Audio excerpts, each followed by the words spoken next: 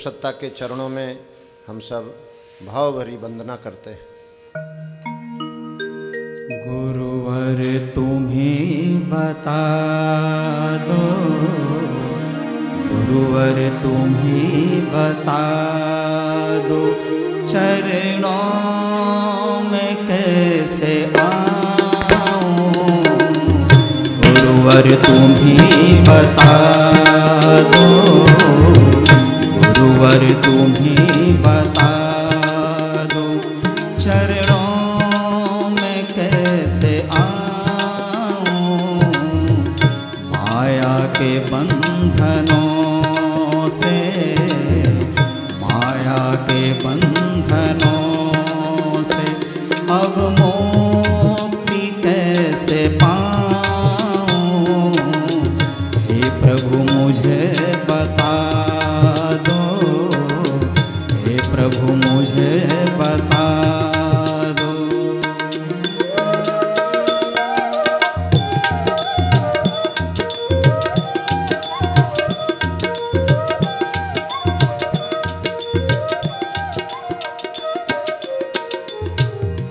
ना जानो कोई पूजन, अज्ञानी हूँ मैं भगवन। ना जानो कोई पूजन, अज्ञानी हूँ मैं भगवन।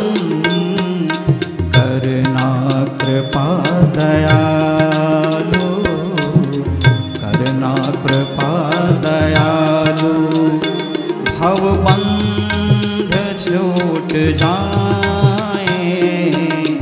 करना कृपा दयालु, बंधन से छूट जाऊं। गुरुवर तुम्हीं बता दो, चरणों में कैसे आऊं। हे प्रभु मुझे बता दो।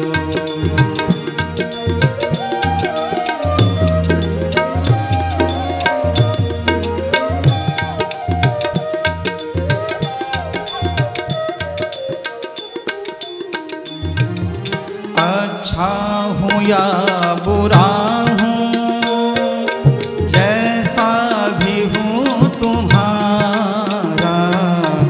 अच्छा हूँ या बुरा हूँ, जैसा भी हूँ तुम्हारा।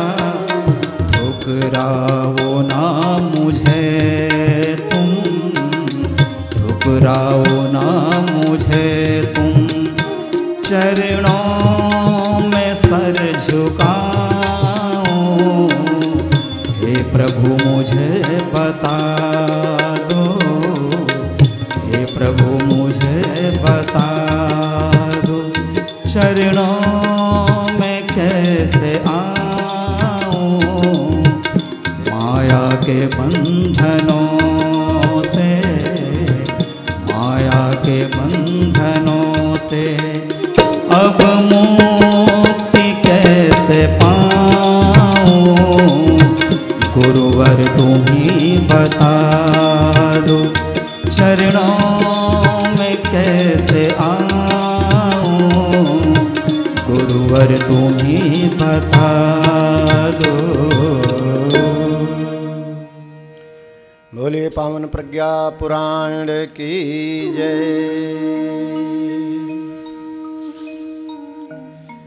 ओम गुरुर्ब्रह्मा गुरुर्विष्णुः गुरुरेव महेश्वरः गुरुरेव परब्रह्म तस्मै श्री गुरवे नमः। अखण्डमण्डलाकारं व्याप्तं येन चराचरं तत्पदं दर्शितं येन तस्मै श्रीगुरवे नमः। मातृवत् लालयित्री च पितृवत् मार्गदर्शिका नमोस्तु गुरुसत्तायै श्रद्धा प्रज्ञायुता च या श्रद्धा प्रज्ञायुता च या वर्णानामर्थसङ्घानां रसानां छन्दसामपि मङ्गलानां च कर्तारौ वन्दे वाणी विनायकौ भवानी शङ्करौ वन्दे श्रद्धा विश्वासरूपिणौ याभ्यां विना न पश्यन्ति सिद्धः स्वान्तस्थमीश्वरम् जगदम्बा जगजननी जानकी अतिशय प्रिय करुणानिधान की ताके युगपद कमल मनामो जासु कृपा निर्मल मति पामो जासु कृपा निर्मल मति पामो। बोलिए परम पूज्य गुरुदेव की जय। वेद माता गायत्री की जय।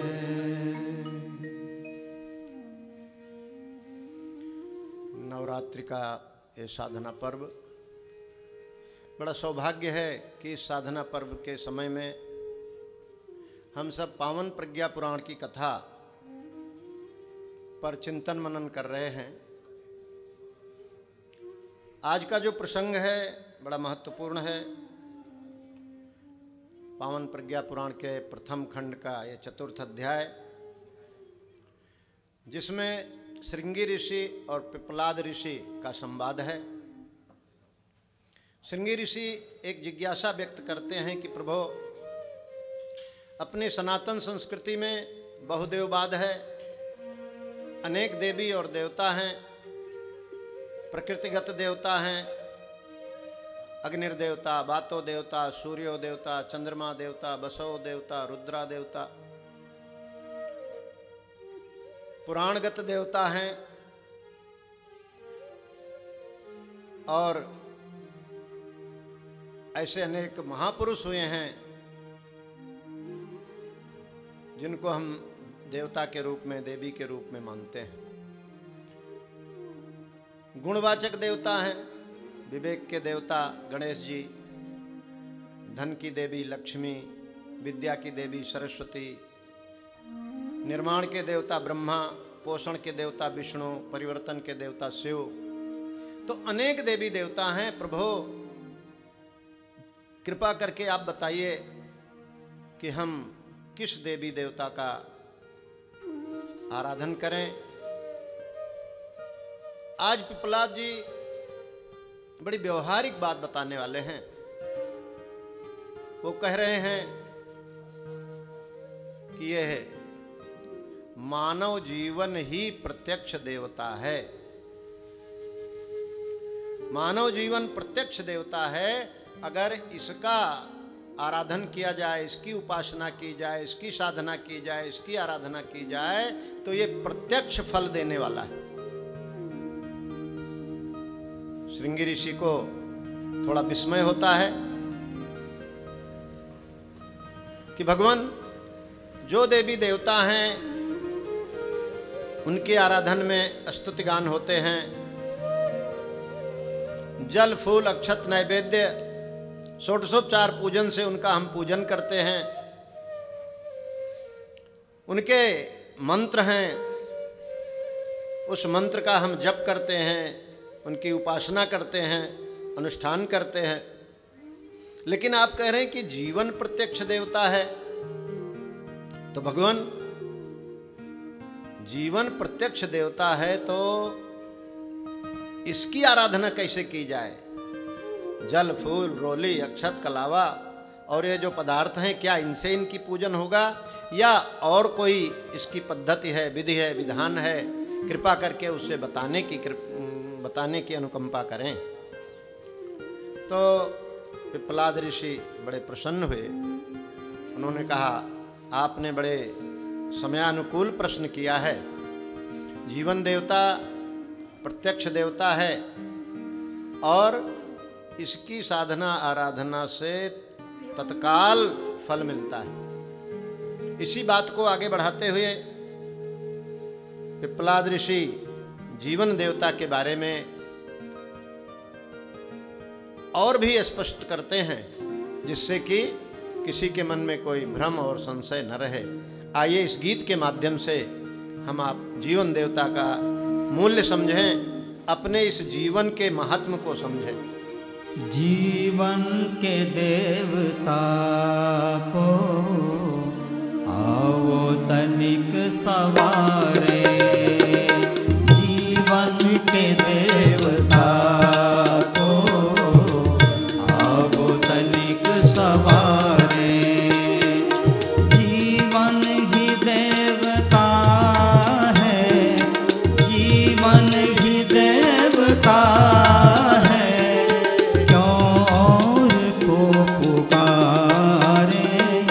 जीवन के देवता को आओ तनिक सवारे, जीवन के देवता को आओ तनिक सवारे।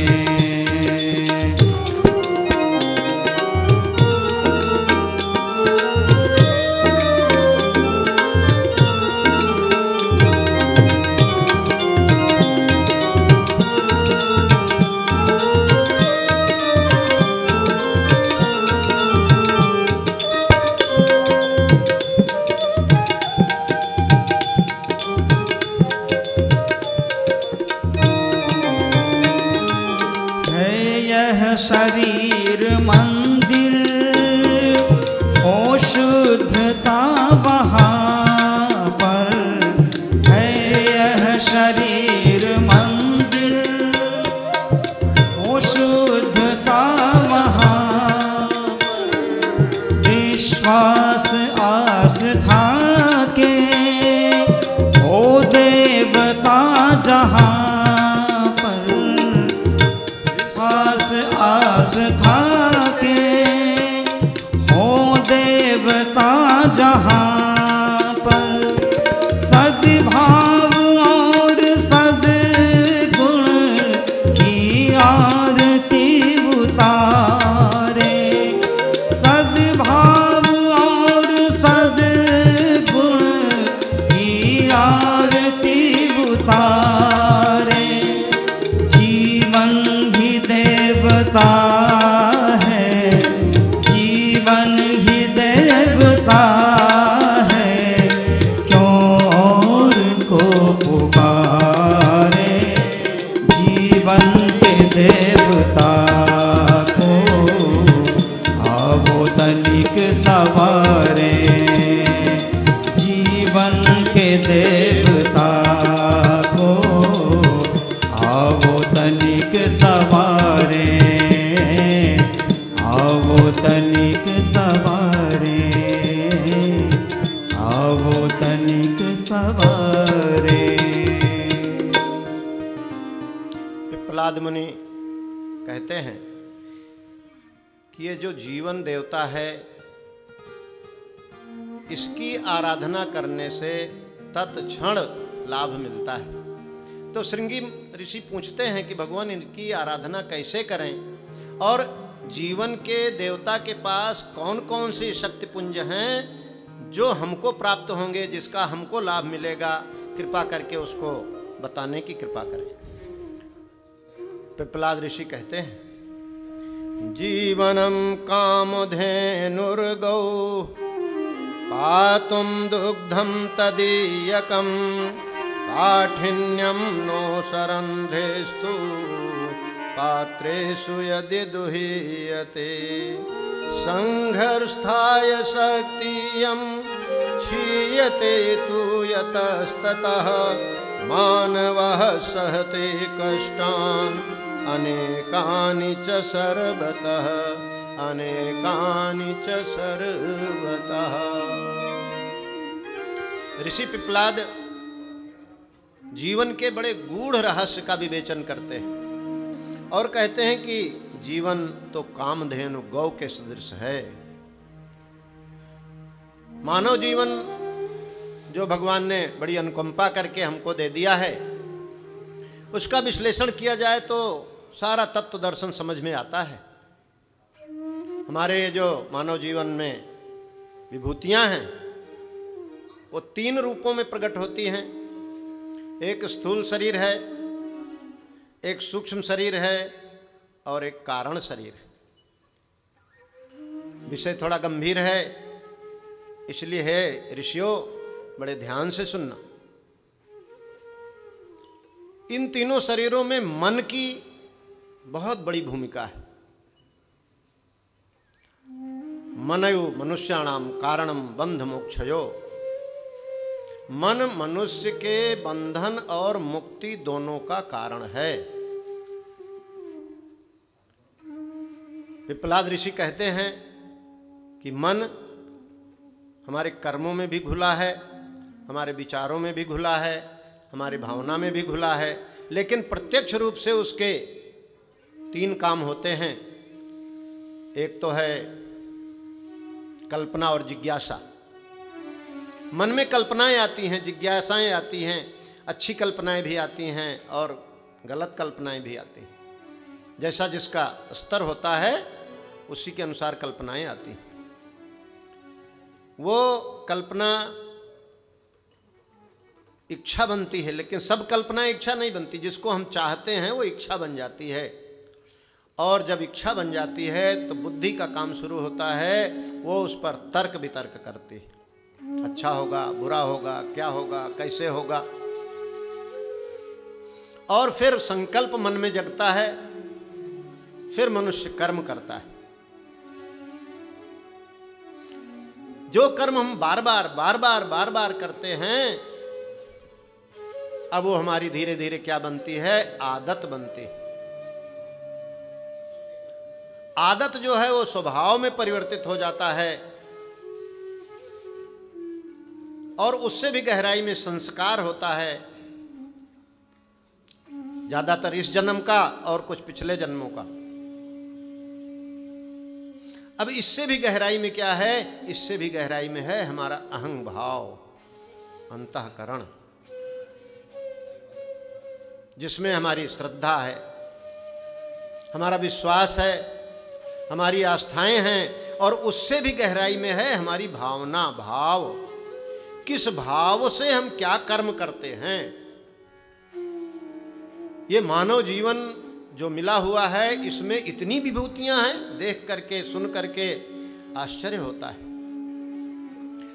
इनको अगर हम सहेज लें, संवार लें, परिष्कृत कर लें और इनके विकारों को हम दूर कर लें, तो निश्चित रूप से हमारा यह मानव जीवन हमारे लिए प्रत्यक्ष फलदायी होगा। पिप्पलाद ऋषि यही कहते हैं, जीवनम कामधेनुर्गौ पातुम दुग्धम तदीयकम काठिन्यम नो सरंध्रेस्तु पात्रेषु यदि दुहीयते।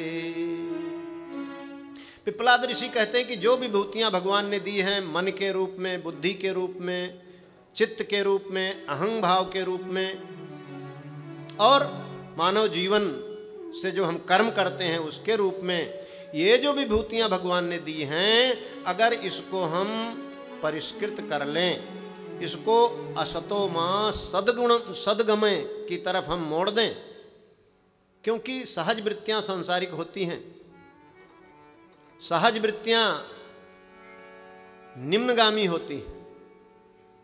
कहा गया है जो पशु प्रवृत्तियां हैं वो मानव में भी सहज होती। भूख लगी तो खा लिया, नींद लगी तो सो गए, बाल बच्चे पैदा कर लिया, उनको चुंगना उड़ना सिखा दिया। ये पशु प्रवृत्तियां सहज हैं और जो मानव में भी होती हैं और आवश्यक है। इससे मुंह नहीं मोड़ना चाहिए कि ये भी जरूरी है। समय पर अगर हम पूरा नींद नहीं लेंगे, आहार को संतुलित नहीं करेंगे और जो भी हमारी जिम्मेदारियां हैं परिवार की उसको नहीं पूरा करेंगे तो हम पलायनवादी हो जाएंगे। इसलिए वो भी जरूरी हैं, लेकिन मात्र इतना ही पूर्ण नहीं है। संसार में जीवन जीते हुए हमारे जीवन में और परिष्कार कैसे हो, और परिष्कार कैसे हो, और परिष्कार कैसे हो, इसके लिए सतत प्रयत्न करते रहना पड़ता है। पिप्पलाद मुनि कहते हैं कि काठ्यम नो सहन्द्रेषु पात्रेषु यदि दुह्यते, जीवन रूपी जो कामधेनु गौ है, अगर उसके दूध को हम सुपात्र में दोहन करते हैं तो उसका लाभ हमको भी मिलता है, परिवार को भी मिलता है, समाज को, राष्ट्र को, संस्कृति को, सबको मिलता है। लेकिन अगर उसको परिष्कृत न किया अथवा परिष्कृत करने के बाद भी उसका श्रेष्ठतम सदुपयोग न किया तो क्या होगा? तो उसी तरह होगा जैसे गाय का दूध जो है, कोई जो छलनी होती है, चलनी होती है, उसमें दुहे जिसमें हजारों छेद होते हैं, तो वो दूध जो है वो बेकार हो जाता है, इधर उधर बिखर जाता है। हमारा पात्र जो है वो छिद्र रहित होना चाहिए, अर्थात हमारा जीवन जो है वो जो अनेक दुष्प्रवृत्ति रूपी छिद्र होते हैं उनसे रहित होना चाहिए। इसीलिए गायत्री मंत्र में है भर्गो देवस्य धीमहि। जो दुष्प्रवृत्तियां हैं उनको पहले जलाना पड़ता है, उनको पहले हटाना पड़ता है, उनको पहले नष्ट करना पड़ता है, तब हम देवस्य धीमहि कर पाते हैं। तो हमारे जीवन रूपी जो संपदा है उसका सही सदुपयोग हो, इसके लिए हमें अपनी पात्रता का विकास करना पड़ता है। एक बार की बात है, बहुत अकाल पड़ा, बड़े लंबे समय तक अकाल था। तो उस समय भी कुछ आध्यात्मिक लोग थे, उन्होंने एक आयोजन किया कि भगवान की सामूहिक प्रार्थना की जाए, प्रार्थना से भगवान प्रसन्न होते हैं। और उन्होंने दीप यज्ञ का आयोजन किया, दीपक जला करके भगवान की प्रार्थना की और भगवान प्रसन्न हुए, खूब झमाझम पानी बरसा। अब जब झमाझम पानी बरसा तो जितने दीप थे वो लबालब भर गए पानी से, लेकिन वहीं पर कुछ घड़े रखे थे। अब ये जो दीपक थे ये बड़ी प्रसन्नता और प्रफुल्लता व्यक्त कर रहे थे, लेकिन वो जो घड़े थे वो गुस्सा हो रहे थे, उनके क्रोध आ रहा था। रोका, आप लोग क्यों इतना उछल कूद रहे हैं? अरे भगवान, दीपकों ने कहा देखिए कितना पानी बरसा, कितना पानी बरसा, आनंद ही आनंद बिखर रहा है। तो एक घड़े ने चुप रहे, बेकार की बात करता है, कहाँ पानी बरसा, कहाँ पानी बरसा? तो उन्होंने कहा भगवान पानी तो बरसा है, लेकिन एक बात ये बताइए कि आपका मुंह किधर को है? तो हमारा मुंह तो नीचे की तरफ है। अरे जब आपका मुंह नीचे की तरफ है तो कितना भी पानी बरसे उसमें एक बूंद जाने वाला नहीं है। दूसरे घड़े ने कहा हाँ देखो औंधे मुंह पड़ा हुआ है, बड़ी बड़ी बातें कर रहा है, हमारा तो मुंह भी ऊपर को है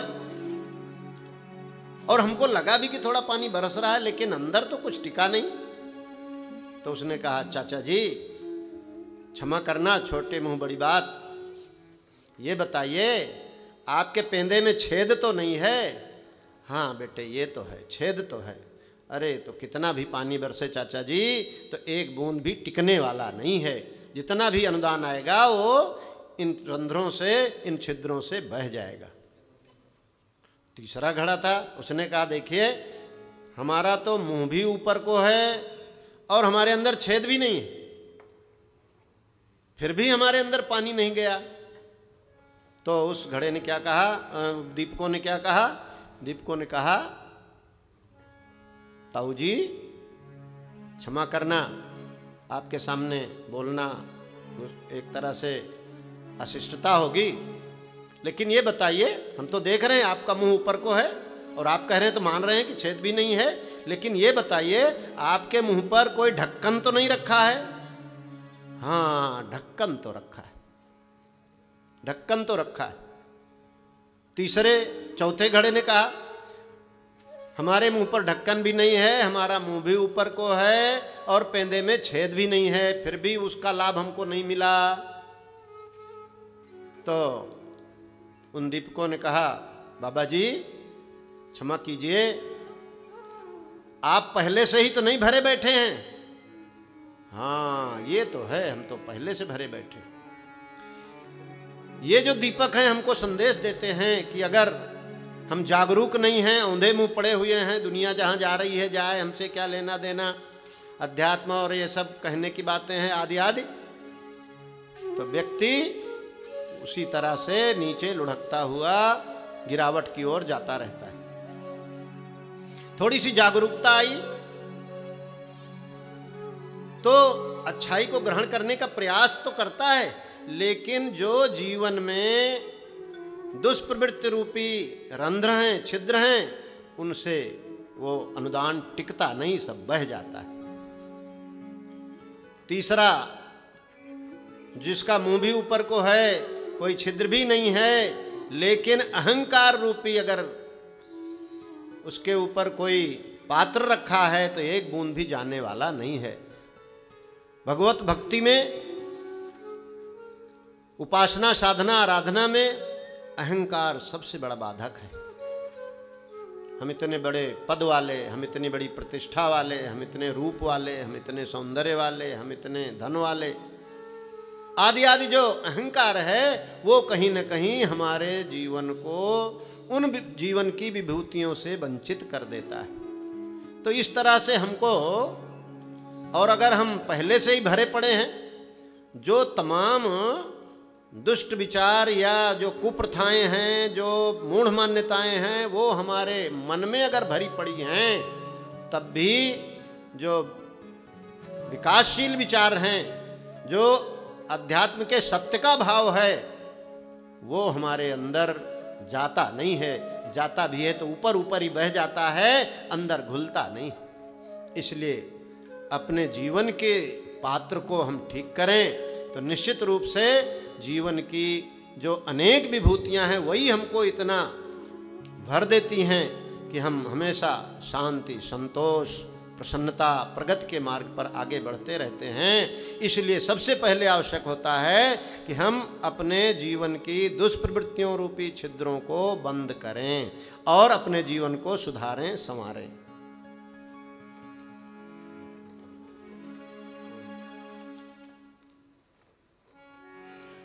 जीवन बड़ा अनमोल है, इसे हर पल जिया करो।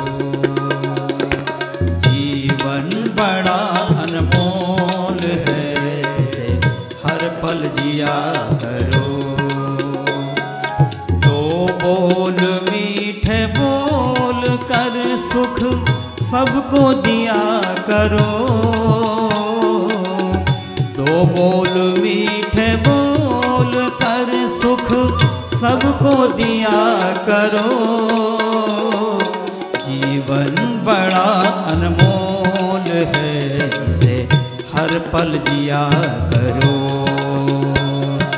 जीवन बड़ा अनमोल है, इसे हर पल जिया करो।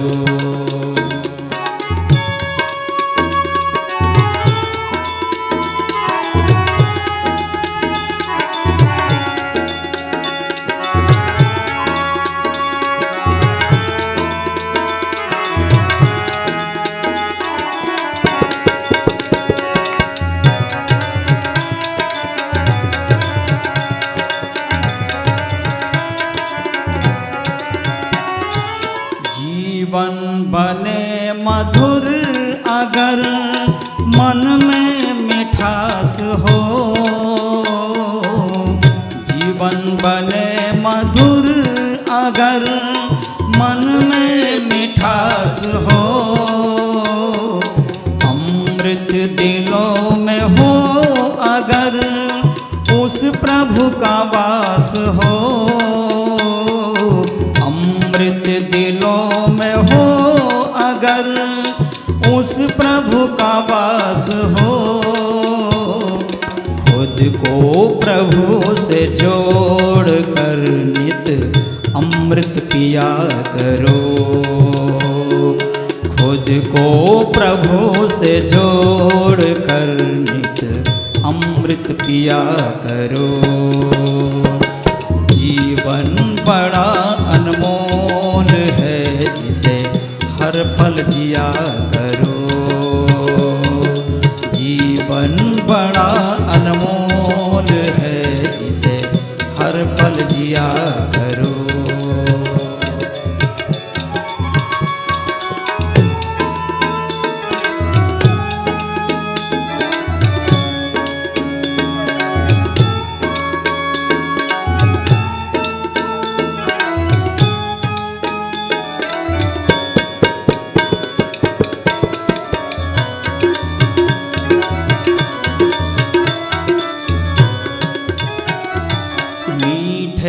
वचन में शक्ति है, यह बात मान लो।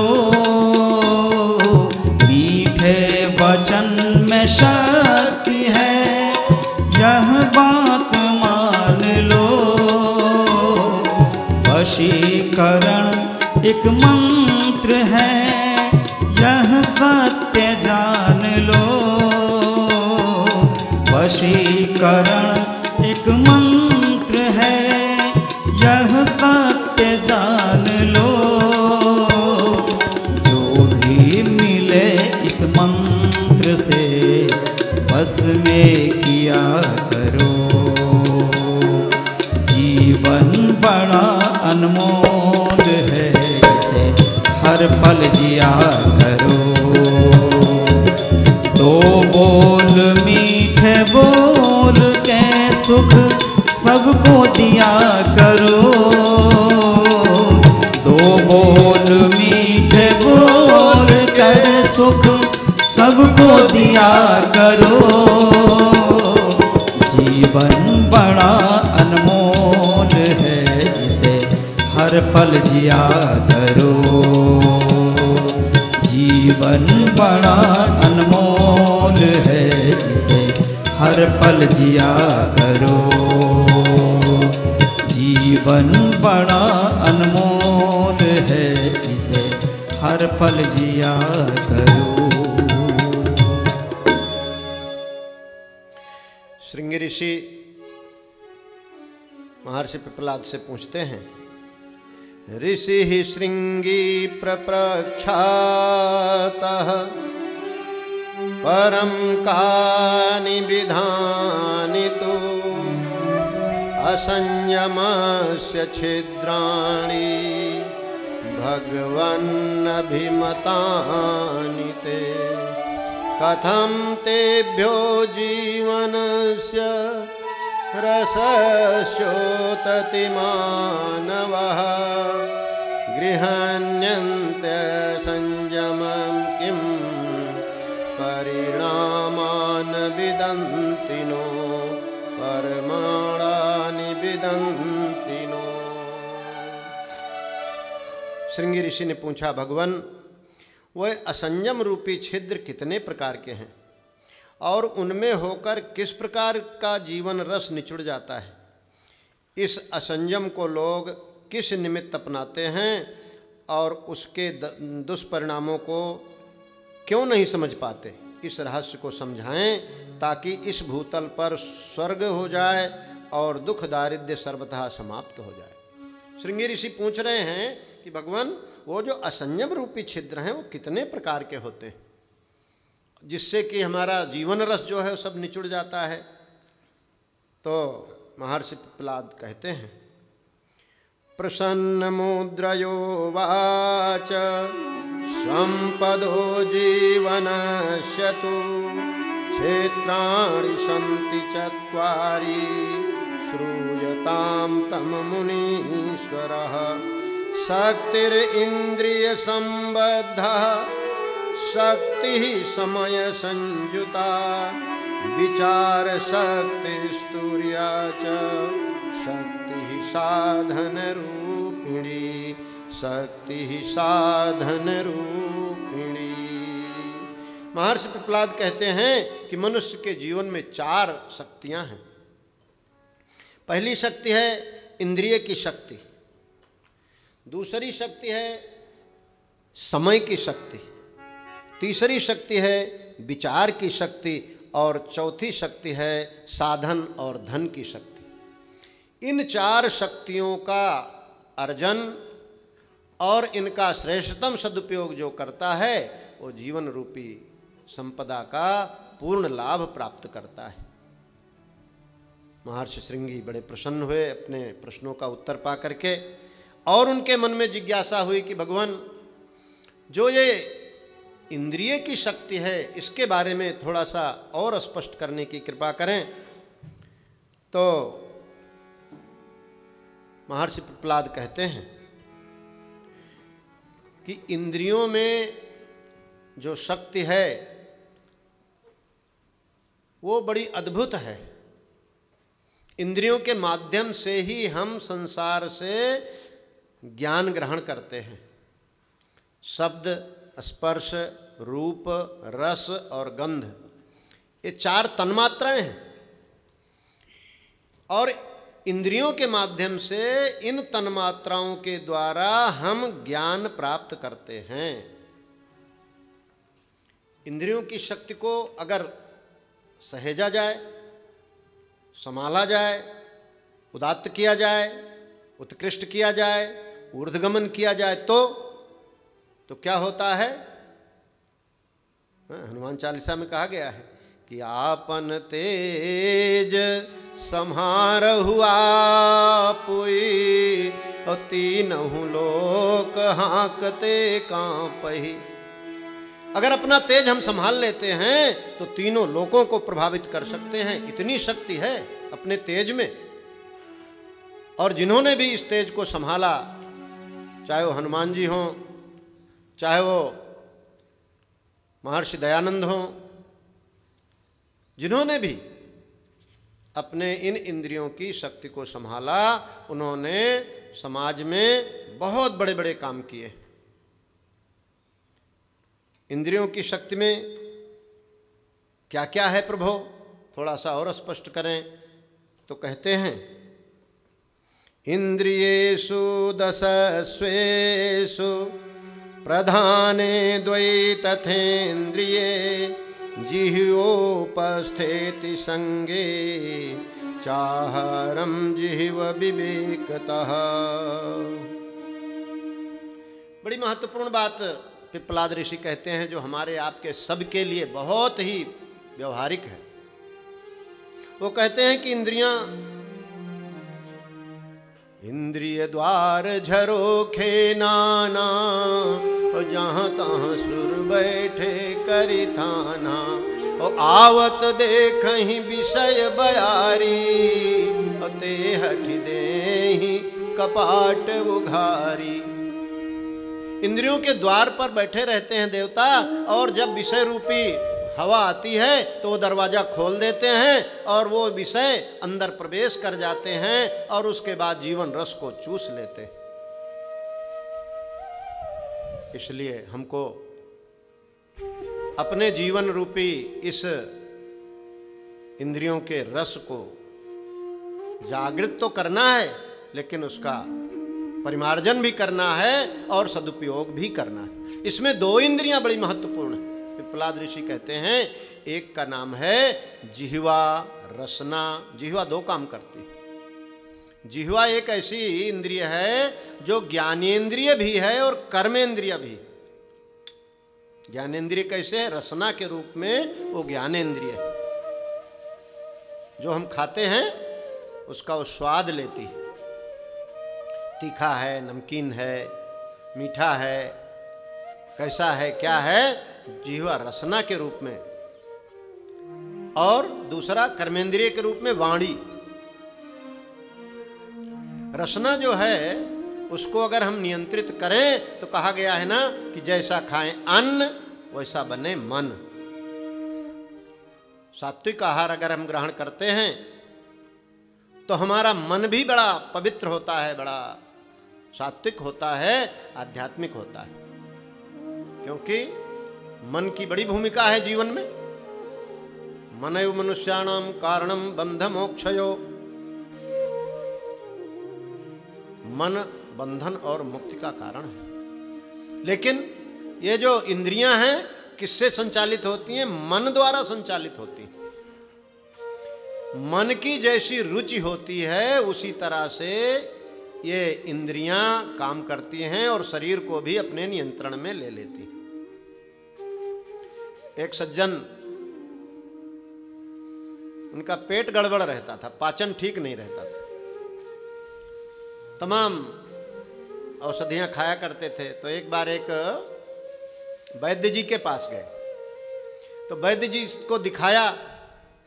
वैद्य जी ने देखा और कहा भाई आप आहार विहार अपना संयमित करें, तभी आपका ये जो रोग है ये दूर होगा, आपको आहार विहार पर नियंत्रण रखना पड़ेगा। तो कहा प्रभु क्या करें वैद्य जी? तो उन्होंने कहा कि देखिए आप ये ज़्यादा गरिष्ठ चीज़ें मत खाइए, हल्की चीज़ें खाइए, हल्की चीज़ें खाइए और अपने जिह्वा पर नियंत्रण रखिए। उनका ठीक है। अब वो वापस लौट रहे थे, उनके साथ उनका एक मित्र भी था, दोनों वापस लौट रहे थे। अब रास्ते में क्या देखते हैं कि पकौड़ी छन रही बढ़िया। अब उनकी जैसी आदत थी, पकौड़ी छन रही है तो यार खाना चाहिए। तो मित्र ने कहा यार अभी अभी देखो वैद्य जी ने रोका है और बताइए आप पकौड़ी। अरे वैद्य जी ने कहा हल्की चीज़ें खाना चाहिए, और देखिए पानी हल्का होता है, लेकिन पानी से भी तेल हल्का होता है। तेल पानी पर डाल दो तो ऊपर तैरता रहता है, और तेल में पकौड़ी तैर रही है। वाह वाह, ये तो बहुत हल्की है, खाना चाहिए। अब देखिए दोनों में युद्ध चल रहा है, द्वंद्व किसके बीच में? जीभ के बीच में और शरीर के बीच में। शरीर 70 किलो का और जीभ जो है 70 ग्राम की। अब दोनों में क्या हो रहा है? मल्ल युद्ध हो रहा है। शरीर कह रहा है नहीं खाना चाहिए, जीभ कह रहा है खाना चाहिए। और जीभ कहती है अरे इतने दिन से खा रहे, मर गए क्या, चलो यार एक बार और खा ही लेते हैं, क्या है। कौन जीता? मल्लयुद्ध बराबर में होता है। 70 किलो वाला 70 किलो से लड़ता है, 70 ग्राम वाले से कभी नहीं लड़ता है। अब दोनों में जब कुश्ती हो रही है तो कौन जीतता है? अरे जीभ जीतती है। वो जहाँ वो पकौड़ी छन रही थी वहाँ कुर्सी पर जाके बैठ गया, मेज सामने थी, और ऑर्डर दे दिया अरे लाओ भाई 200 ग्राम थोड़ा पकौड़ी देना। कौन जीता? कौन जीता? 70 ग्राम की जीभ जीत गई और 70 किलो का शरीर हार गया। देखिए 70 ग्राम की जीभ जीती। हाँ 70 ग्राम की जीभ क्यों जीती? वो इसलिए जीती कि मन जो है जा करके उस जीभ के पलड़े पर बैठ गया। मन जिस पलड़े पर बैठ जाएगा, मन जिस इंद्रिय पर बैठ जाएगा, तो जैसा मन की स्थिति होगी उसी तरह शरीर आचरण करने लगता है। इसलिए मन जो पूरे सभी इंद्रियों को संचालन करने वाले है, उस पर नियंत्रण बहुत जरूरी है। वही जो है वो जिह्वा पर नियंत्रण कर सकता है, वही रसना पर नियंत्रण कर सकता है। इसलिए आहार संयम, आहार सत्तो सत्व शुद्धो, आहार शुद्धो सत्व शुद्धो।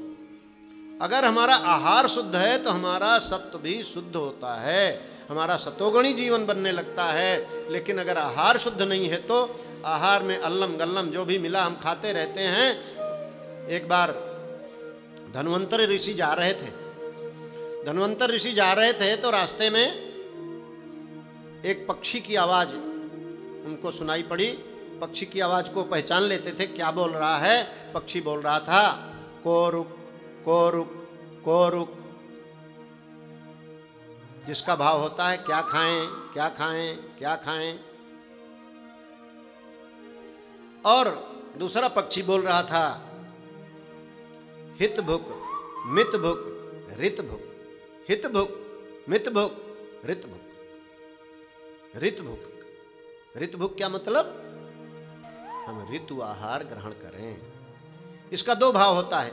एक तो जो उस समय ऋतु दे रही है, प्रकृति दे रही है, मतलब मौसम के फल खाएं, मौसम की सब्जी खाएं। लोगों को क्या हो गया है कि नहीं, जब कोई चीज़ बड़ी महंगी मिलती है और किसी को नहीं मिल रही होती है, उस समय ठसक दिखाने के लिए या पता नहीं जीभ के स्वाद के लिए लोग उसको लाते हैं और खाते हैं, जबकि वो उस मौसम की नहीं है।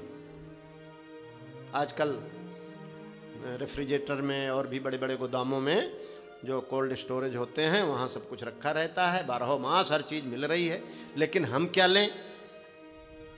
तो वो पक्षी कह रहा है ऋत भुक, जो ऋतु आहार है उसको ग्रहण करें। दूसरा इसका भाव एक और है कि ऋत मतलब सात्विक भोजन ग्रहण करें, अपनी गाढ़ी कमाई का ग्रहण करें, हराम का न खाएं। इसका भी बड़ा प्रभाव अपने मन पर पड़ता है। अगर हमारा आहार जो है वो अपनी गाढ़ी कमाई का या सात्विक कमाई का नहीं है या सात्विक चीज नहीं है तो निश्चित रूप से हमको नुकसान करती है। हम स्वाद के लिए पता नहीं क्या क्या खाते रहते हैं। और कहा हित भुक मित भुक, थोड़ा खाना चाहिए। भोजन आहार जो है कितना खाएं? तो कहते हैं आधा पेट भोजन, 1/4 जो है उसमें जल और 1/4 रहना चाहिए, श्वास वगैरह लें अच्छे से। इतना नहीं कि पूरा ठूंस के पूरा खा लिया और उसके बाद फिर वजन बढ़ता चला जा रहा है, शरीर जो है वो परेशान है, तमाम रोग उसके कारण आ रहे हैं। नहीं, आहार पर नियंत्रण, कितनी मात्रा में क्या खाना है उस पर हमको नियंत्रण करना पड़ेगा। हित भुक, मित भुक, ऋत भुक और हित भुक। हित भुक का मतलब हम स्वास्थ्य के लिए खाएं, ना कि स्वाद के लिए। ज़्यादातर हम क्या करते हैं, बस स्वाद के लिए खाते चले जाते हैं और उससे हमारा जो है पाचन भी बिगड़ता है और शरीर भी बिगड़ता है और तमाम परेशानियां होती हैं। तो रसना जो है इस पर नियंत्रण बहुत जरूरी है, वाणी का नियंत्रण। दूसरा है वाणी। वाणी वाणी एक अमोल है और जो कोई बोले जानी, और ये तराजू तौल के तब मुख बाहर आन। पहले हृदय रूपी तराजू में तौलना चाहिए। इसका हम पर क्या प्रभाव पड़ेगा, इसका सामने वाले पर क्या प्रभाव पड़ेगा, इससे हमारा और हमारी संस्कृति का, हमारे परिवार का या हमारे संबंधों का क्या फायदा होगा, क्या नुकसान होगा, हृदय रूपी तराजू पर तौल करके ही निकालना चाहिए। और तौलने का एक भाव और होता है, तौलने का मतलब होता है न कम न ज्यादा, तभी तो तौलते हैं। न कम न ज्यादा। जो ज्यादा बोलते हैं लोग उनको भी क्या बोलने लगते हैं, अरे यार गप्पी है, कुछ भी बोलता रहता है। जहाँ एक वाक्य में काम चल जाता है वहाँ 10 वाक्य बोलने की क्या जरूरत है। और जब ज़्यादा बोलते हैं तो उसमें तमाम गलतियाँ भी होती हैं और तमाम झूठ वगैरह भी हो जाता है, तो उसका वजन घट जाता है। इसलिए हमको अपने वाणी पर भी संयम रखना चाहिए। कहते हैं, कबीरदास जी ने कहा है कि वाणी जो है अमृत भी है और विष भी।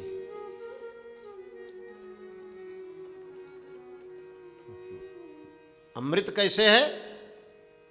अमृत अगर मिल जाए तो आदमी अमर हो जाता है। यही वाणी आदमी को सम्मान दिला देती है और जीवन नहीं रहता तब भी उसको लोग याद करते हैं।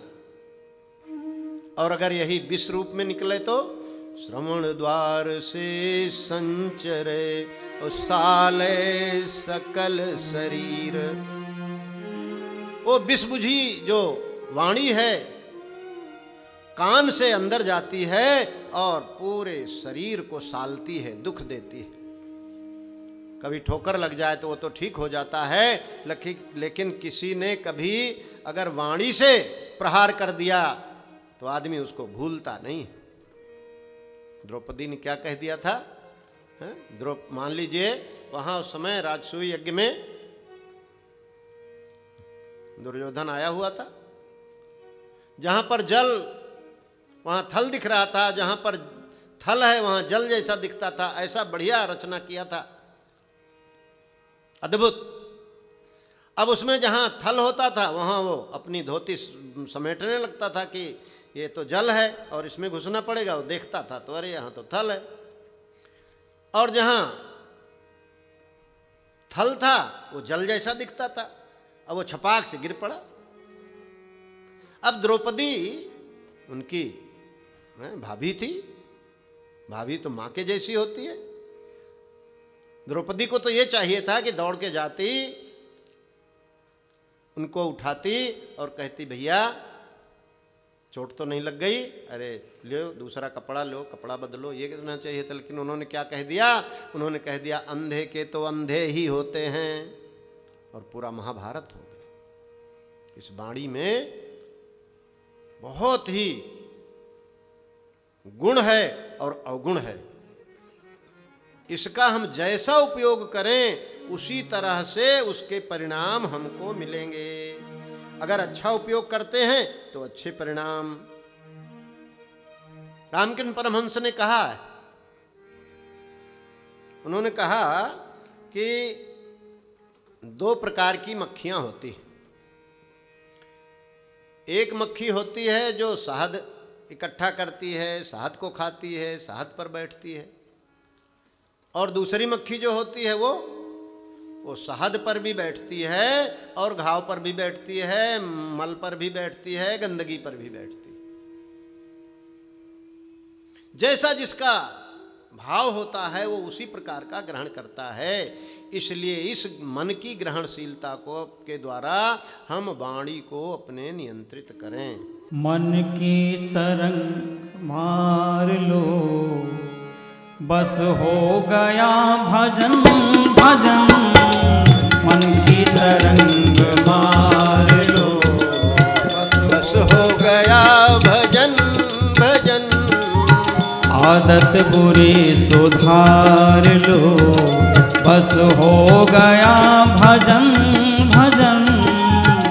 आदत बुरी सुधार लो, बस हो गया भजन भजन। आदत बुरी सुधार लो, बस हो गया भजन भजन। आदत बुरी सुधार लो, बस हो गया भजन। मन की तरंग मार लो, बस हो गया भजन भजन। आदत बुरी सुधार लो।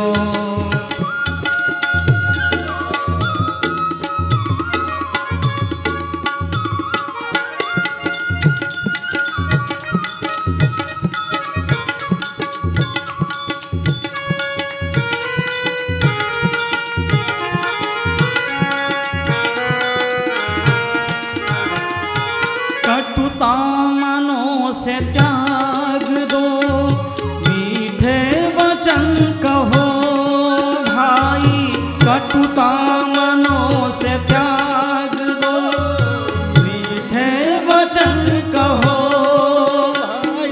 मीठे वचन कहो भाई, मीठे वचन कहो। मीठे वचन कहो भाई, मीठे वचन कहो। कटुता मनों से त्याग दो, मीठे वचन कहो। वाणी का स्वर सुधार लो, वाणी का स्वर सुधार लो। बस हो गया भजन भजन। वाणी का स्वर सुधार लो, बस हो गया भजन भजन। आदत बुरी सुधार लो, बस हो गया भजन भजन। आदत बुरी सुधार लो। भाइयों बहनों, ये आदत जो है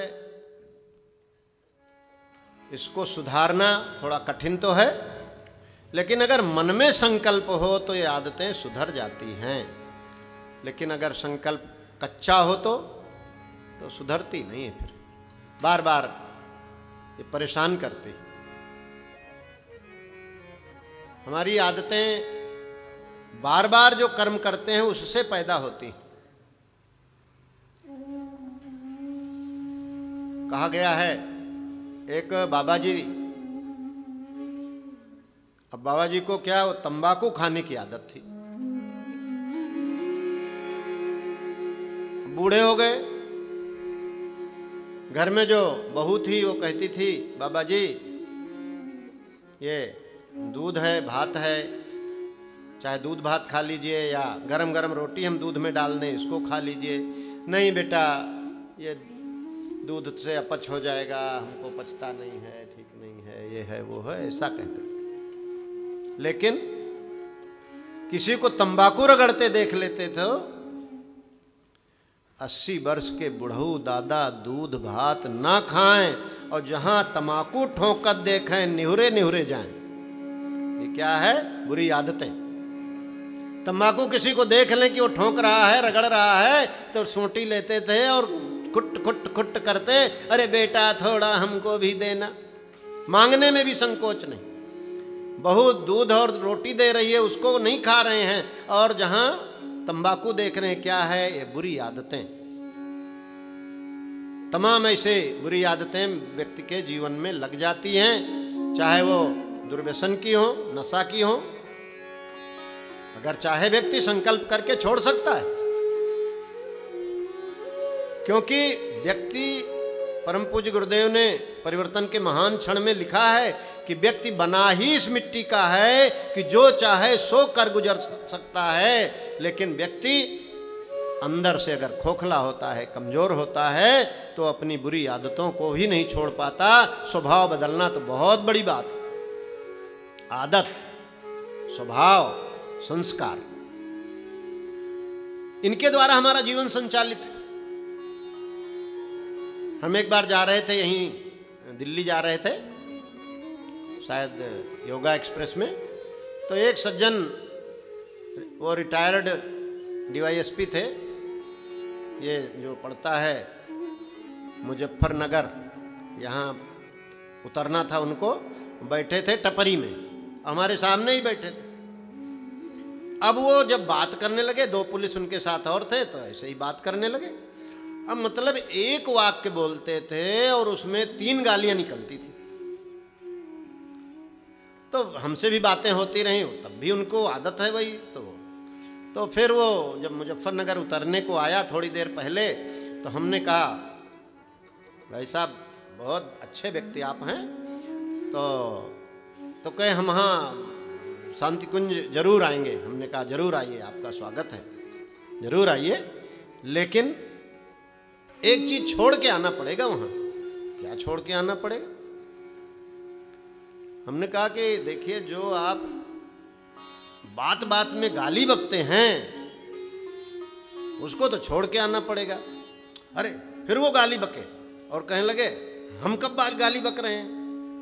मतलब उनको मालूम भी नहीं चलता है कि हम गाली बक रहे हैं, और अब वो गाली हम क्या बताएं। आदत ऐसी हो जाती है कि आदमी से छुड़ाई नहीं छूटती है। तो और इसी तरह से समाज की आदत, समाज की भी आदत होती, जैसे व्यक्ति की आदत होती है, ऐसे समाज की आदत होती है, जो कुप्रथाओं के रूप में समाज में चल रही है। अनेक कुप्रथाएं, जिसका कोई माने मतलब नहीं है, लेकिन है तो है। हमारे हैदराबाद के हीर सिंह बाबूजी, उनकी माँ का देहांत हुआ, पाली जिले के हैं वो। दक्षिण में गायत्री परिवार को ले जाने में, शुरुआत करने में, प्रारंभ करने में उनकी बड़ी भूमिका। अब माँ खत्म हुई तो पाली गए। अब वहाँ का प्रचलन है, हम एक बार कर्नाटक में गए थे, कहाँ कौन एक छोटा कस्बा है, वहाँ बात करने लगे तो वो जो हैं छोटे छोटी दुकानें वगैरह करते थे, तो बेचारे रोने लगे। किस बात पर? इस बात पर कि अगर हमारे घर में कोई किसी का देहांत हो जाता है तो चारों तरफ के अफीमची ऐसा जुटते हैं कि बिल्कुल नोच डालते हैं। अफीम पीने वाले, अफीम खाने वाले, और कम से कम 1,50,000 की अफीम तो उनको चटाना ही पड़ता है, पिलाना ही पड़ता है। वो आ जाएंगे सवेरे और उनको अफीम को घोल करके बेचारे क्या करें। अफीम का भी तस्करी होती है, वहाँ से जो अफीम आती है उधर से, बॉर्डर से, और उसमें कुछ और मिला मिलू करके और उसके बाद बेचते हैं। अब उसको ये लोग फिर घोलते हैं और घोल करके कुछ ऐसा होता है उससे पिलाते हैं। ऐसा प्रचलन में है। मतलब कोई किसी का देहांत हो गया, भगवान न करे किसी को ऐसा सहना पड़े, लेकिन ये तो कोरोना का समय है, आजकल तो मरने वालों की लाइन लगी हुई है, टीवी पर आप देख रहे होंगे। ना अस्पताल में जगह है और ना स्मशान में जगह है, ना वो जहाँ वो कब्रिस्तान है वहाँ जगह है, इतना आदमी मर रहा है, बताइए। अब अगर ये कुप्रथा हो, ये कुप्रचलन हो, तो वो कह रहे थे कि जितने अफीमची आसपास के हैं सब इकट्ठे हो गए और बाबूजी से कहने लगे नहीं अफीम तो पिलाना पड़ेगा। उन्होंने कहा हम आपको जहर क्यों पिलाएंगे, हम वेदमूर्त तपोनिष्ठ पंडित श्री राम शर्मा आचार्य के शिष्य हैं और उन्होंने समाज में जो बुराइयां हैं उनको दूर करने के लिए बहुत बड़ा अभियान चलाया है, उसके लिए हमारा जीवन समर्पित है, हम आपको जहर नहीं पिलाएंगे। उन्होंने कहा आप नहीं जहर पिलाएंगे, ये अफीम नहीं पिलाएंगे तो हम आपसे संबंध तोड़ देंगे। उन्होंने कहा कल तोड़ना है तो आज तोड़ दीजिए, लेकिन हम आपको जहर नहीं पिलाएंगे, मना कर दिया। और यहाँ से वो लगभग 30,000 की किताबें ले गए थे और उसको उन्होंने पूरे क्षेत्र में बांटा। क्या बता रहे हैं, आदतें, तमाम ऐसी समाज की कुप्रथाएं आदतों के रूप में, परंपराओं के रूप में बैठी हुई हैं जो समाज में विष घोल रही हैं। आज इससे संघर्ष कौन करे? अरे संघर्ष वो करेगा जिसके मन में संकल्प है। जो संकल्प का विकल्प ढूंढता रहता है वो संघर्ष नहीं कर सकता है, और संघर्ष की आवश्यकता है। तो निवेदन क्या कर रहे हैं कि ये जो दो हमारी इंद्रियां हैं, एक है जिह्वा जिसमें रसना और वाणी, आदत की बात चल रही थी, इसमें भी रसना की भी तमाम आदतें होती हैं और वाणी की भी तमाम आदतें होती हैं। जो बुरी आदतें हैं उसको छोड़ने का संकल्प करना पड़ता है, तब वो सुधरती है। और एक बात और है, अगर आपने संकल्प किया और आप नित्य प्रति गायत्री की उपासना कर रहे हैं तो गायत्री साधना में, गायत्री मंत्र में चमत्कार है कि अगर नियमित रूप से आपने 4 महीने 5 महीने भी नियमित रूप से आपने गायत्री मंत्र का जप किया तो आपका ब्रह्मबल जगता है, आपका आत्मबल जगता है। और उस आत्मबल के साथ जब आप संकल्प लेते हैं तो ये बुराइयां तो चुटकी से दूर हो जाती। संकल्प, जब आदमी का आत्मबल कमजोर होता है, पिलपिला होता है, तब फिर आदमी उन आदतों का गुलाम बना रहता है और जो तमाम दुर्व्यसन हैं उनका गुलाम बना रहता है, या जो तमाम गलत आदतें हैं उनका गुलाम बना रहता है। इसी तरह से कहा गया है कि दूसरी इंद्रिय जो दो महत्वपूर्ण बताया, एक जिह्वा, दूसरा जननेंद्रिय। आदमी का जो भाव है वो अगर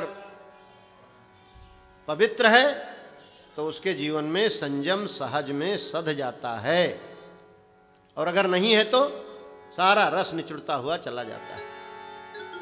टंकी में पानी भरा है, नीचे पानी खोल दीजिए, सब बहता हुआ चला जाता है, खत्म हो जाता है।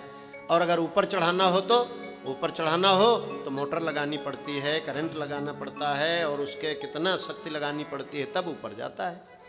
मानव का दृष्टिकोण अगर पवित्र हो, सात्विक हो, तो वो सन्मार्ग पर आगे बढ़ता हुआ चला जाता है। लेकिन अगर ढीला पोलापन है तो इस जीवन में बड़ी फिसलन है। खास तौर से 2 फिसलन बहुत हैं, कहा गया है कामिनी और कंचन, धन के बारे में और दूसरा स्त्री के बारे में। नारी के बारे में हमारा दृष्टिकोण क्या होना चाहिए? नारी के बारे में हमारा दृष्टिकोण मातृवत परदारेषु, बड़ी है माँ के समान है, बराबर की है बहन के समान है, छोटी है बेटी के समान है।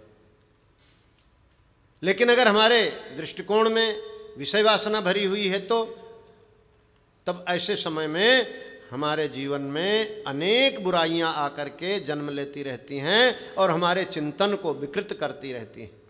अगर हमारा चिंतन ही बुरा हो गया तो कितना भी हम चाहें, लेकिन हमारे अंदर जीवन रूपी देवता का जो अमृत है वो हमारे पास नहीं आएगा, बल्कि विष के रूप में हमारा जीवन जो है विषाक्त होता हुआ चला जाता है। आज देखा जाए तो समाज में कितनी बुराइयां इस दृष्टि से हैं, और इसमें हमारे जो ये फिल्में हैं, जो सीरियल्स हैं, तमाम जो एडवर्टाइज आते हैं, इन्होंने भी आग में घी का काम किया है।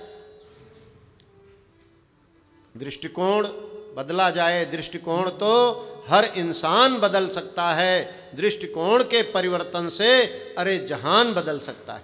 आदमी का दृष्टिकोण अगर सात्विक है, भगवत भाव से परिपूर्ण है, आदर्शों को जीवन में अगर उसने स्थान दिया है, तो हमारा जीवन सात्विक बनता है। इसलिए हम श्रद्धा के मार्ग पर आगे बढ़ें, भक्ति के मार्ग पर आगे बढ़ें, और जो अपना विषय वासना का जो दृष्टिकोण है उसको समाप्त करके हम अपने भाव को कामुकता से भक्ति की ओर ले जाएं। आइए भक्ति का भाव भरा हम ये गीत गाते हैं। कर रहा है मनुज पाप किसके लिए, जिंदगी है अरे 4 दिन के लिए।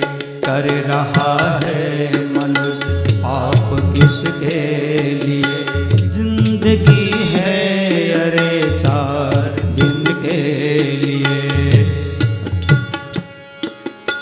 तृप्त होती कभी भी नए इंद्रियां, तृप्त होती कभी भी नए इंद्रियां, चाट जाती सभी भोग सामग्रियां, चाट जाती सभी भोग सामग्रियां, चाट जाती सभी भोग सामग्रियां।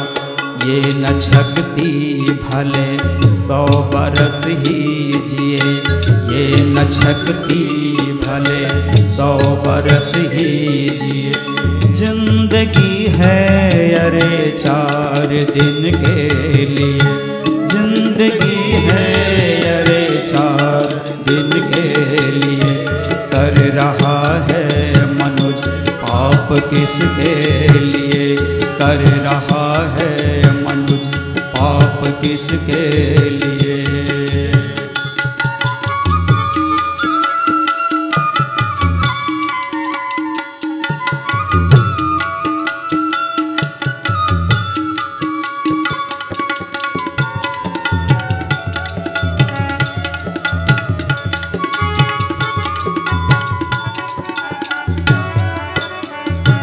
एक दिन शक्ति का स्रोत चुक जाएगा, एक दिन शक्ति का स्रोत चुक जाएगा। श्वास का सिलसिला जब कि रुक जाएगा, सांस का सिलसिला जब कि रुक जाएगा, सांस का सिलसिला जब कि रुक जाएगा। फूंक देंगे जिन्हें आप जिनके लिए, फूंक देंगे जिए आप जिनके लिए। जिंदगी है अरे 4 दिन के लिए, जिंदगी है अरे 4 दिन के लिए। कर रहा है मनुज पाप किसके लिए, कर रहा है मनुज पाप किसके लिए। जिंदगी है अरे 4 दिन के लिए, जिंदगी है अरे 4 दिन के लिए। जिंदगी है अरे 4 दिन के लिए। ये 4 दिन की जिंदगी, और उसमें अगर दृष्टिकोण परिष्कृत नहीं हुआ, हमारा विचार पवित्र नहीं हुआ, भाव पवित्र नहीं हुआ, तो अनेक पाप पतन व्यक्ति के जीवन को बिल्कुल संकट में डाल देते हैं। ज़्यादातर ऐसे ही होता है। किसी जेल में जाकर के देखें तो जो लोग वहाँ बंद हैं, उसमें से ज़्यादातर ऐसे होंगे कि उद्वेग आया और उसको उन्होंने गलत दिशा में मोड़ दिया। जीवन में अनेक शक्तियां हैं, लेकिन वो अगर गलत दिशा में मुड़ जाती हैं तो व्यक्ति का जीवन जो है वो नरक हो जाता है। अनेक इस तरह की दुर्घटनाएं होती रहती हैं।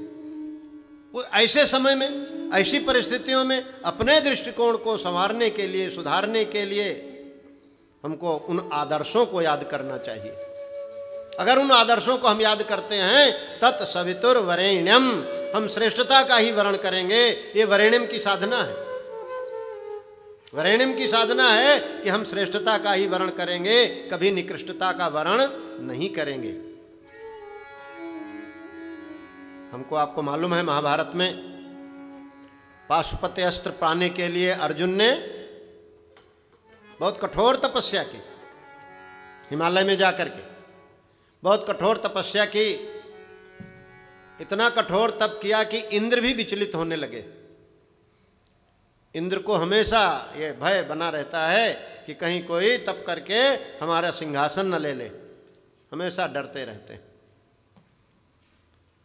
तो अर्जुन के तप से भी वो घबरा रहे थे, तो उन्होंने क्या किया, उन्होंने उर्वशी को भेजा था। और उर्वशी जब आई, अपने रूप का, श्रृंगार का, यौवन का प्रभाव डालना चाहा, तो अर्जुन ने क्या कहा, उर्वशी ने कहा, हम आपसे आपके समान पुत्र चाहते हैं। तो उन्होंने कहा, पता नहीं पुत्र होगा कि पुत्री होगी, माँ आप हम ही को अपना पुत्र मान लो। निशा में उर्वशी को माँ कहे इस भूमिका अर्जुन, ये हमारे आदर्श हैं। हमारी वासनात्मक भावनाएं जो हैं, अगर आदर्शों की ओर मुड़ जाती हैं तो हम बहुत बड़ा दृष्टिकोण का परिवर्तन अपने जीवन में कर सकते हैं। ये भाव पैदा करने की जरूरत है, लोगों के अंदर आदर्शों को जगाने की जरूरत है। हमको उन महामानवों का, जैसे शिवाजी के सामने भी गौहर बानू को लाया गया था, और उन्होंने कहा सैनिकों ने कि वहाँ की एक अमूल्य निधि हम आपके लिए लाए हैं। तो उन्होंने कहा, काश मेरी माँ भी इतनी सुंदर होती जितनी ये सुंदर है, तो मैं भी सुंदर होता। इनको आप बड़े सम्मान के साथ जा करके इनके परिवार को लौटाओ। ये हमारे आदर्श हैं, हनुमान जी हमारे आदर्श हैं। इस तरह के आदर्श अगर हम अपने जीवन में ढाल लेते हैं तो फिर कभी वासनाएं हमको परेशान भी नहीं करती और सतपथ पर बढ़ना हमारे लिए आसान हो जाता है। हमें फिर से धरा पर ज्ञान की गंगा बहानी है, हमें फिर से धरा पर ज्ञान की गंगा बहानी है। जगत विख्यात भारत के, जगत विख्यात भारत के सपूतों की कहानी है। हमें फिर से धरा पर ज्ञान की गंगा बहानी है, हमें फिर से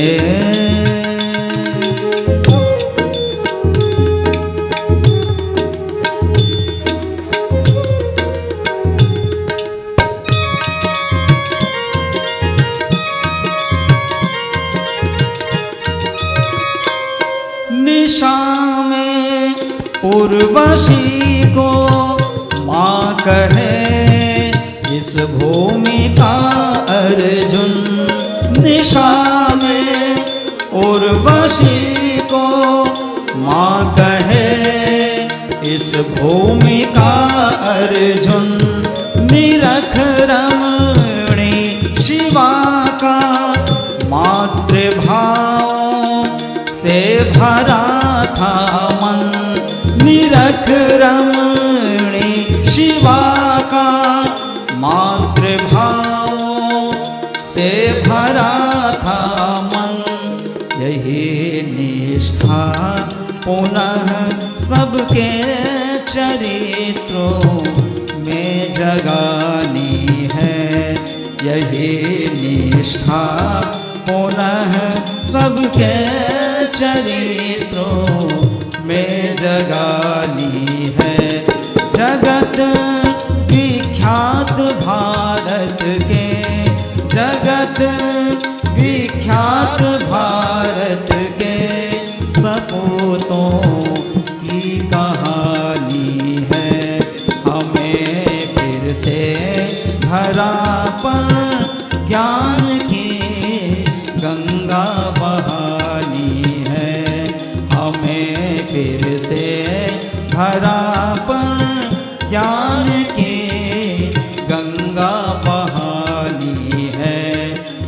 हैं फिर से।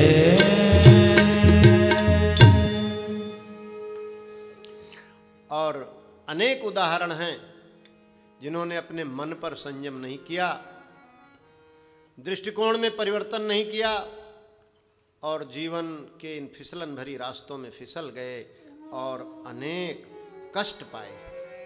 हमको आपको मालूम है, द्रौपदी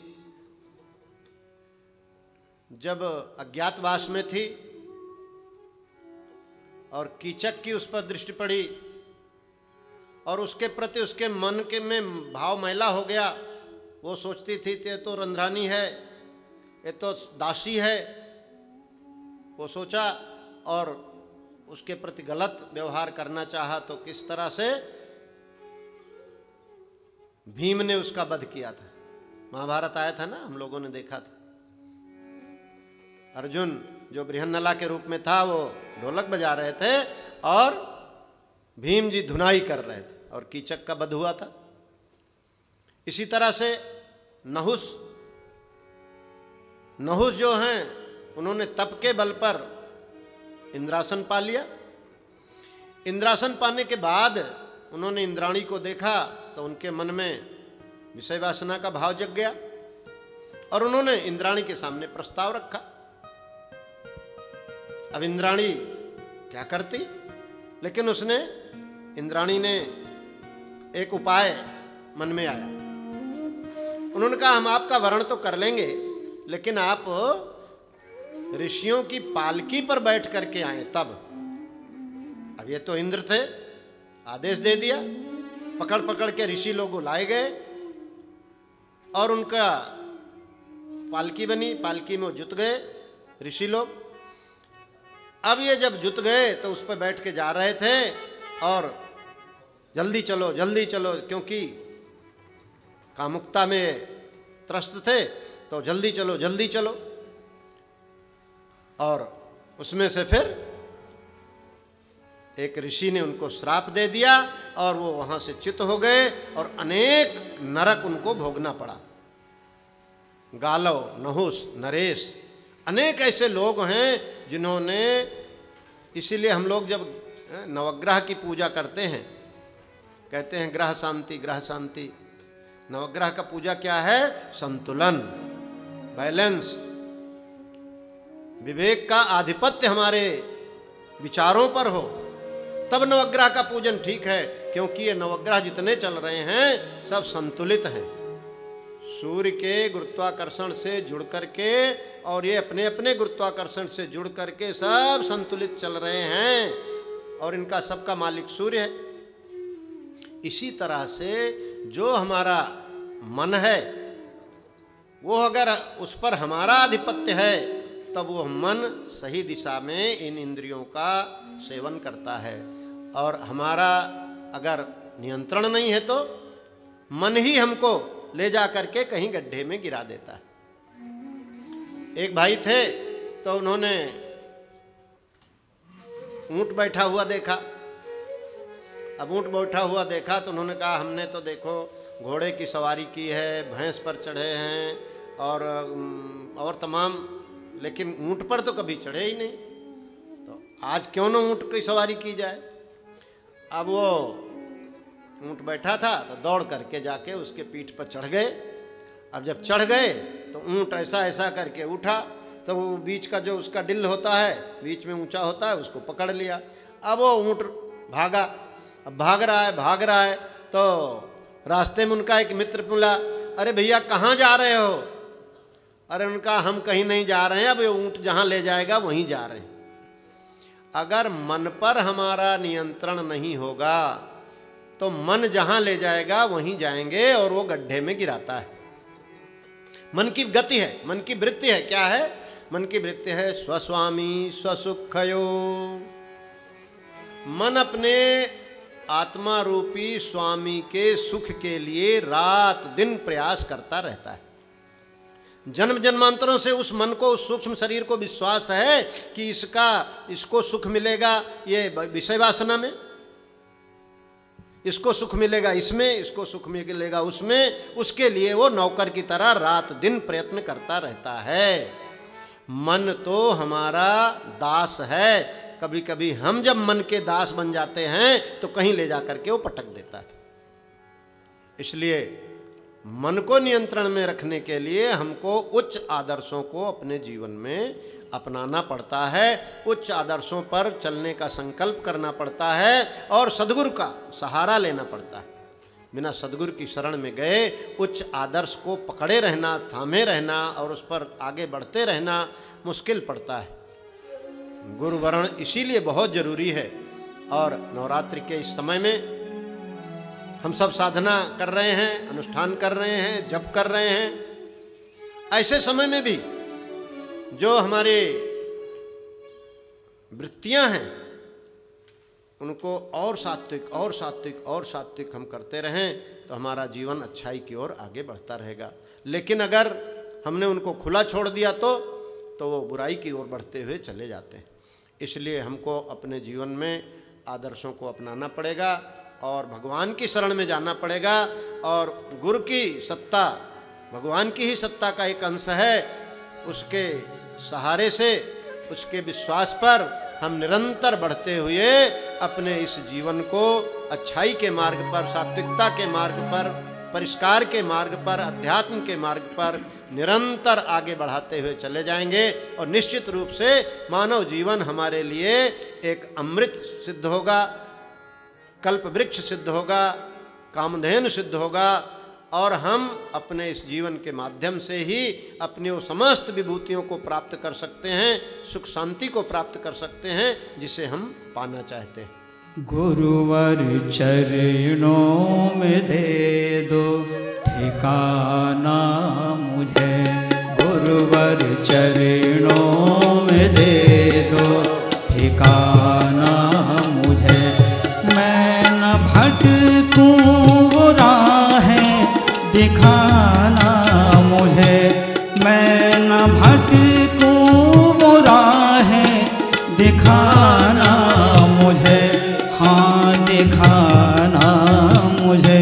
गुरुवर चरणों में दे दो ठिकाना मुझे, गुरुवर चरणों में दे दो ठिकाना मुझे।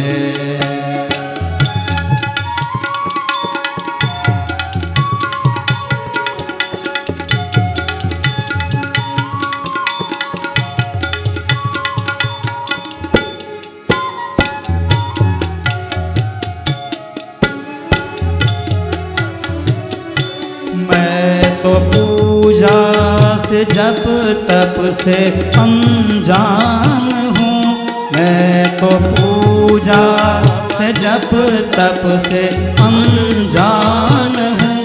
मतलबी लोगों से मैं परेशान हूँ, मतलबी लोगों से मैं परेशान हूँ।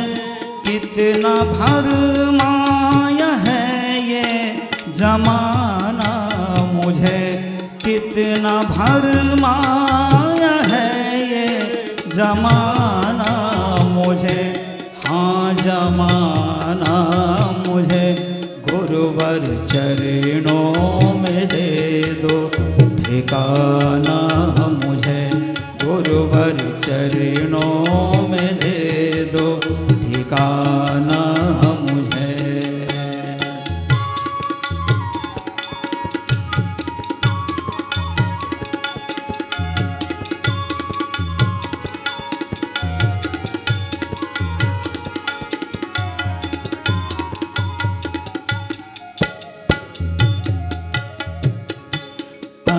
कहीं और है, मन कहीं और है, तन कहीं और है, मन कहीं और है।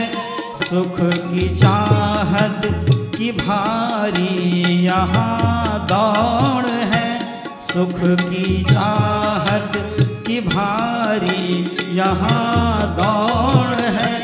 इस समंदर में अब ना बहाना मुझे, इस समंदर में अब ना बहाना मुझे, ना बहाना मुझे। गुरुवर चरणों में दे दो ठिकाना मुझे, गुरुवर चरणों में दे दो ठिकाना मुझे। मैं न भटकूं वो राहें दिखाना मुझे, मैं न भटकूं वो राहें दिखाना मुझे, हाँ दिखाना मुझे। गुरुवर चरणों में दे दो ठिकाना मुझे, गुरुवर चरणों में दे दो ठिकाना मुझे, गुरुवर चरणों में दे दो ठिकाना मुझे। इस तरह से आज के इस प्रज्ञा पुराण में इंद्रिय संयम पर चर्चा हुई, जिसमें विशेष रूप से जिह्वा का और हमारे दृष्टिकोण का माताओं बहनों के प्रति इस पर जो पिप्पलाद ऋषि ने दृष्टि दी, सभी साधकों ने उसको जाना, समझा और अपने जीवन के लिए संकल्पित हुए कि हम भी ऐसी परिस्थितियां जब भी आएंगी, हम गायत्री मंत्र बोलते हुए उन परिस्थितियों से उबर करके हम श्रेष्ठता के मार्ग पर आगे बढ़ जाएंगे। ऐसी कभी परिस्थिति आए, अगर हाथ जोड़ करके उस समय हम ओम भूर्भुवः स्वः तत्सवितुर्वरेण्यं भर्गो देवस्य धीमहि धियो यो नः प्रचोदयात्, हम श्रेष्ठता का ही वर्ण करेंगे, श्रेष्ठता को ही जीवन में धारण करेंगे और श्रेष्ठ मार्ग पर ही चलेंगे। ये जो त्रिपदा गायत्री है, जिसकी हम सब आराधना साधना अनुष्ठान कर रहे हैं, अगर ऐसे समय में भी हम 2 बार 5 बार भी गायत्री मंत्र बोल लेते हैं तो हमारा जीवन अनेक पाप पंक से बच जाता है और सात्विकता के मार्ग पर, पुण्य और परमार्थ के मार्ग पर आगे बढ़ जाता है। इसलिए आज के जो ये विचार हैं पिप्पलाद ऋषि के, वो हम सब के लिए उतने ही समीचीन हैं, उतने ही उपयोगी हैं और हम अपने इस जीवन रूपी देवता में हम और शक्ति भरते हुए अपने जीवन को गुरुदेव द्वारा बताए, बंदनिया माता जी द्वारा बताए गए सात्विक श्रेष्ठ रास्ते पर, देवत्व के जागरण के रास्ते पर हम निरंतर बढ़ते रहेंगे। बोलिए पावन प्रज्ञा पुराण की जय। शांति पाठ, कमर सीधी कर लें, हमारे मन में शांति हो, हमारे घर परिवार में शांति हो, समाज राष्ट्र और संस्कृति में पूरे विश्व में शांति का भाव बने, सभी स्वस्थ रहें, सभी निरोगी रहें, सभी सुरक्षित रहें, सभी अंदर से प्रसन्न रहें, सभी सकारात्मक दृष्टिकोण वाले रहें। इसी भावना से शांति पाठ। ओम शांतिरंतरिक्षं शांति पृथिवी शांतिरापः शांतिरोषधयः